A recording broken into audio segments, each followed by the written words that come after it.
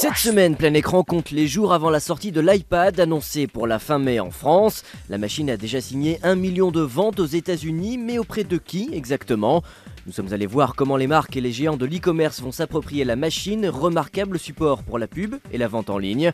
Surtout, s'il est une industrie qui regarde de près l'arrivée des tablettes, c'est bien l'édition qui, elle aussi, fourbit ses armes et crée au passage de nouveaux produits. Également au sommaire, une actualité de la semaine très Apple, elle aussi, avec, surprise, un nouveau prototype du prochain iPhone découvert au Vietnam et qui ressemble de plus en plus à un produit fini.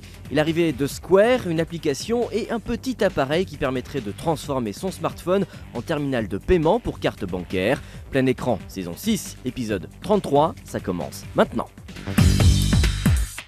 Salut à tous et bienvenue dans Plein Écran. Il aura fallu 4 mois entre l'annonce originale de l'iPad, souvenez-vous, c'était fin janvier à San Francisco et Plein Écran y était et sa sortie sous nos latitudes, ici en France. Cette semaine, Plein Écran a testé l'essentiel des applications, des apps déjà disponibles pour la machine.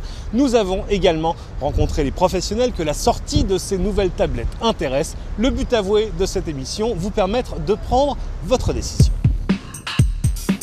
Apple réussira-t-il son pari initial, celui d'insérer une nouvelle machine entre nos mobiles et nos ordinateurs ? Si l'on en croit les spots de pub que la marque vient de dévoiler, la machine sert un peu à tout, pour tout le monde. Une campagne grand public qui, logiquement, ratisse un peu large, mais au juste, qui va acheter l'iPad ? Et qui sont ces gens qui se sont rués sur le premier million de machines vendues aux États-Unis ? À en croire les premiers chiffres et les files d'attente devant les Apple Store, c'est essentiellement au départ des fans de la marque. Des fanboys, comme on dit. Il y a aussi une manière de capitaliser sur tous les utilisateurs d'iPhone aujourd'hui, parce que l'iPad, sa force, c'est de pouvoir installer des applications d'iPhone. J'ose espérer qu'un produit d'Apple s'adresse à tout le monde. Apple a une approche vraiment grand public. Ça reste aujourd'hui un produit de niche, bien sûr, vu son prix, 500 €, donc c'est pas forcément accessible à monsieur ou madame tout le monde. Mais l'objectif d'Apple, et il ne s'en cache pas, c'est de dire que le netbook ne convient pas en usage, notamment à la maison, et qu'aujourd'hui il y a la place, du moins à la maison, pour un produit intermédiaire entre le téléphone et l'ordinateur portable. Les fans les plus anciens de la marque l'auront remarqué, la nouvelle campagne fait écho à celle du lancement du Newton il y a une quinzaine d'années environ. Newton is personal, Newton is magic. En attendant la sortie officielle de l'iPad chez nous, plusieurs façons d'approcher la machine. D'abord, solliciter le marché gris, celui des oncles d'Amérique qui traversent l'Atlantique avec quelques iPads dans leur bagage. Quelques milliers auraient ainsi déjà fait le voyage chez nous. Sinon, il y a cette mini croisière sur la Seine, sur le Paris en Seine, le nom du bateau amarré au pont Saint-Michel. Bon, à la base, l'idée c'est d'explorer les monuments de Paris au fil de l'eau, une coupe de champagne dans une main et l'iPad dans l'autre. Mais pour les premiers arrivés, peu importe la croisière, ce qu'ils veulent explorer, eux, c'est bien la tablette. Ouais, l'objet, vraiment, c'est beau quoi. C'est tout simplement beau. Alors après, à l'usage, voilà, ça demanderait un peu plus d'expertise, mais en tout cas, comme première approche de l'objet, c'est vraiment... j'ai l'impression que ça tient un peu ses promesses, quoi. Le côté agréable, c'est efficace, ça bouge tout seul, c'est joli, l'écran a l'air d'être d'une qualité bluffante. Alors, si vous faites partie des acheteurs de la première heure, que trouverez-vous une fois la machine en main ? D'abord, des logiciels standards livrés dans l'iPad, ces applications qu'Apple a développées. Et là, carton plein, la plupart ne sont pas juste des adaptations de leur version iPhone. Meilleurs exemples, la navigation dans ces photos rapide, intuitive, multitouch, un vrai plaisir, sans comparaison avec ce que permet une navigation à la souris. Idem pour la cartographie basée sur Google Maps, mais que l'on n'avait jamais manié si facilement et sur un aussi grand écran. En attendant la sortie française et au prix de quelques contorsions, on a également pu aller remplir notre iPad sur l'App Store américain pour voir en avant-première quelles applications l'on peut s'attendre à découvrir chez nous. Nombre d'entre elles viennent du monde des médias, on va y revenir. Surtout, on voulait voir de plus près à quoi pourraient ressembler des jeux sur l'iPad, des jeux qui vont du ludo-éducatif au presque hardcore gaming. Si le tactile, l'accéléromètre et le reste permettent d'imaginer des expériences de jeu ahurissantes, l'iPad, comme l'iPhone et l'iPod avant lui, montre quelques faiblesses à gérer certains genres connus, comme les shoot 'em up.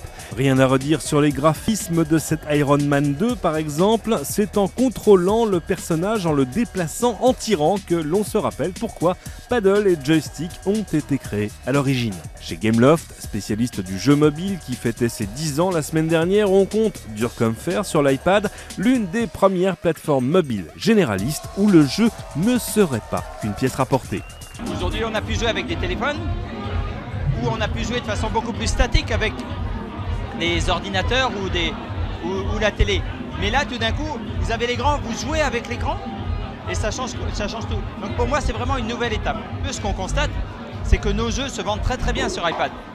On a beaucoup de jeux dans le top 100, on a déjà 15 jeux sur iPad, et vraiment, on a un très bon accueil en fait, des utilisateurs iPad pour nos jeux. Donc moi, je suis assez optimiste en fait sur ce qu'on va pouvoir faire sur ce device, et on ne fait que commencer. Il y a encore un nombre de choses à créer qui est incroyable.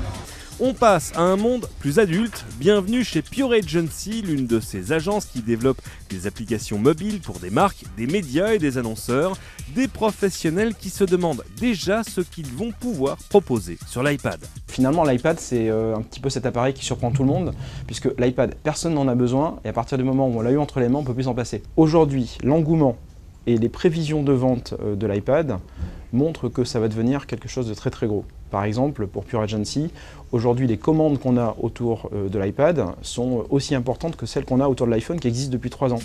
Intéressant de voir comment les applications utilisent la tablette, un appareil qui n'a pas encore de standard de navigation et d'interface. Ici, pas de passage obligé, pas de menu fixe, chacun fait ce qui lui plaît, de quoi changer pour toujours la navigation dans un catalogue qui n'aurait plus vraiment de pages, de quoi aussi changer la façon dont on aborde la publicité. En termes de publicité, ce qui est intéressant, c'est que l'iPad signe un petit peu la fin des bannières, des skyscrapers, de toutes ces publicités qui venaient polluer l'écran sur l'ordinateur.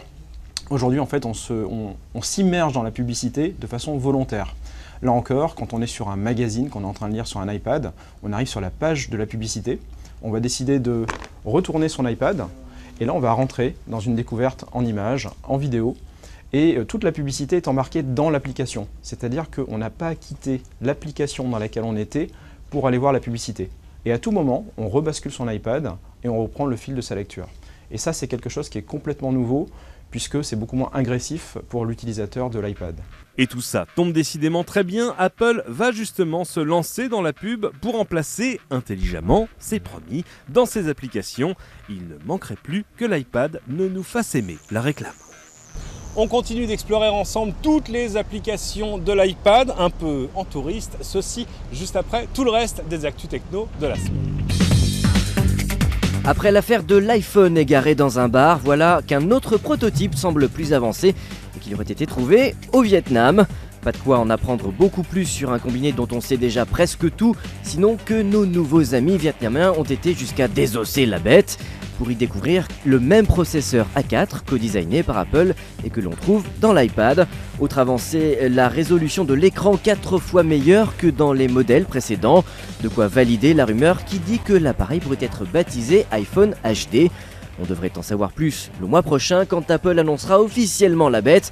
Quoiqu'au train où vont les choses, on risque de trouver des iPhones au marché noir avant que Steve Jobs ne le dévoile sur scène. Mon Dieu, où va le monde quand même. La nouvelle start-up du fondateur de Twitter sort de l'ombre. Avec Square, Jack Dorsey veut transformer votre téléphone mobile en terminal de paiement. Du paiement pensé pour le monde réel, qui permettrait par exemple d'accepter de l'argent d'un ami, la carte de crédit à la main. Un système qui fonctionnerait en attendant mieux sous iPhone ou sous Android. Un système qui pourrait ne pas arriver chez nous et dans tous les pays où la carte puce est reine. Retour dans plein écran, toujours les yeux rivés sur son iPad. Après les apps, les jeux, la pub, le commerce, il est un métier qui sera forcément impacté par l'arrivée des tablettes, celui du livre. Bienvenue sur les rives de la Seine chez Gutenberg, pas l'auteur, non, mais un éditeur qui croit encore au papier. Pour autant, se borner à reproduire des versions numériques de chaque livre ressemble ici à un danger mortel.